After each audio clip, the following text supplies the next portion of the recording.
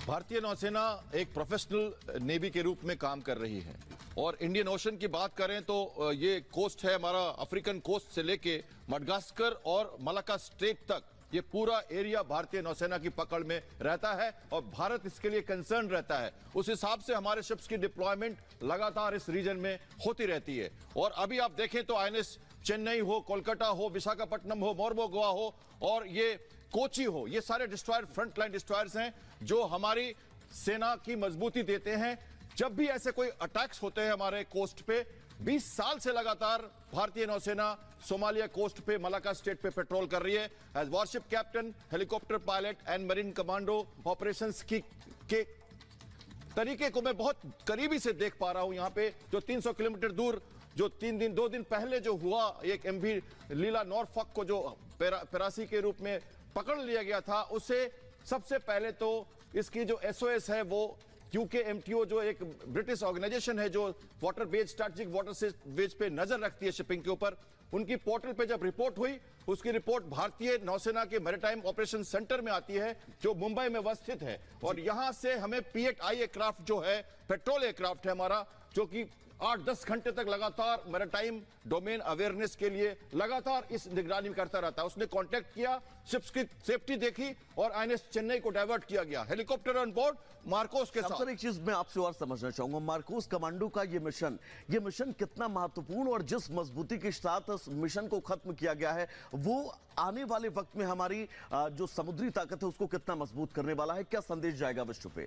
जैसा मैंने बताया, भारतीय नौसेना का इतिहास रहा है प्रोफेशनलिज्म का, और उस जज्बे के साथ सतर्कता और त्वरित गति से P8I प्रेडेटर डॉर्नियर एयरक्राफ्ट है, प्रेडेटर हमारे जो ड्रोन्स हैं और मैरीटाइम हेलीकॉप्टर, इंटीग्रल हेलीकॉप्टर जो इसके ऊपर चेन्नई में था, उसके द्वारा हमारी कोस्ट को स्लिदरिंग करके उतारा गया, शिप को सैनिटाइज कर दिया गया है और क्रू को सेफ्टी के साथ बाहर निकाल दिया गया है। बिल्कुल सर, और ये बहुत बड़ा चैलेंज था और जिस चैलेंज को हमारी देश की सेना ने इस चैलेंज को एक्सेप्ट किया, ना सिर्फ एक्सेप्ट किया, बहुत जल्द खत्म कर दिया। ये अपने आप में एक बड़ा संदेश पूरे विश्व को जाएगा। अगली बड़ी खबर क्या है, सीधा चलेंगे अपने सहयोगी सुमित के पास। सुमित। बिल्कुल वैभव, और वहीं बड़ी अपडेट ये आ रही है कि लीला ग्लोबल कंपनी की तरफ से भारतीय नौसेना और मार्कोस कमांडो का धन्यवाद जाहिर किया गया है। ये बड़ी खबर, लीला ग्लोबल कंपनी ने भारतीय नौसेना के मार्कोस कमांडोज का आभार जताया है। जहाज को रेस्क्यू करने के लिए आप सभी का आभार।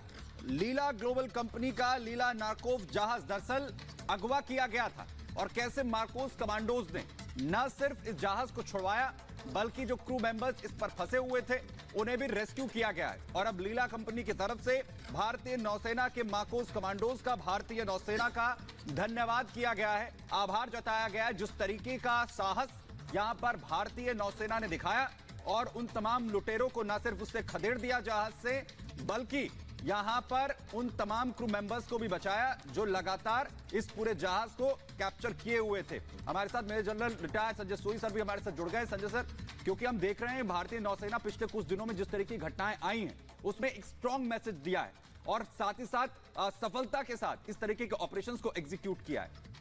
बिल्कुल सुमित, मेरे हिसाब से तो बहुत गर्व की बात है और ये पूरी दुनिया के लिए भारत की नौसेना ने एक मैसेज दिया है कि देखिए, इस तरह से कंटेनर शिप को आप अगवा नहीं कर सकते। और एक मैसेज है लुटेरों को, मैसेज है वहां हूथी